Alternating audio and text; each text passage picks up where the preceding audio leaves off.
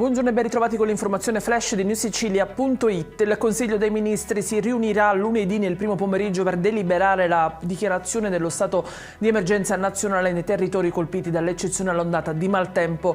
La decisione consentirà di anticipare un primo stanziamento di risorse per far fronte alle immediate necessità delle popolazioni colpite e garantire i primi ristori. Il ministro per la protezione civile Nello Musumeci, intervenendo ieri al TG4, ha toccato tra le varie questioni anche quella delle assicurazioni catastrofali introdotte dalla legge di bilancio 2024. Le compagnie devono fare la loro parte, ha detto il ministro, il governo sarà fermo e determinato in questo confronto.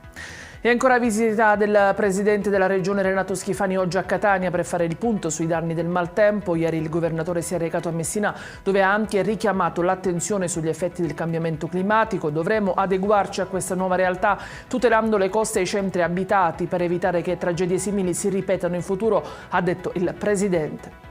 Un gesto concreto di solidarietà arriva invece dal presidente del Catania Ross Pelligra in soccorso dei cittadini duramente colpiti dal ciclone. Il numero 1 del club rossazzurro ha deciso infatti di devolvere l'intero incasso della partita di domenica al Massimino contro il Cosenza a favore delle persone e delle famiglie che hanno subito gravi danni. La cronaca in chiusura con un gravissimo incidente stradale che si è verificato nelle scorse ore lungo l'autostrada 18 Messina-Catania nel tratto compreso tra Giardini Naxos e Fiume Freddo di Sicilia.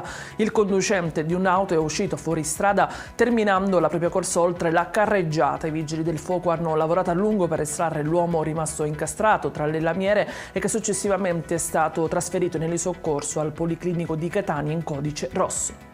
Ed è tutto per queste edizioni, vi ricordo come sempre che i dettagli su queste notizie e molte altre li trovate sul nostro sito e sui nostri canali social. Grazie per averci seguito e a stasera alle 19:30 con nuovi aggiornamenti.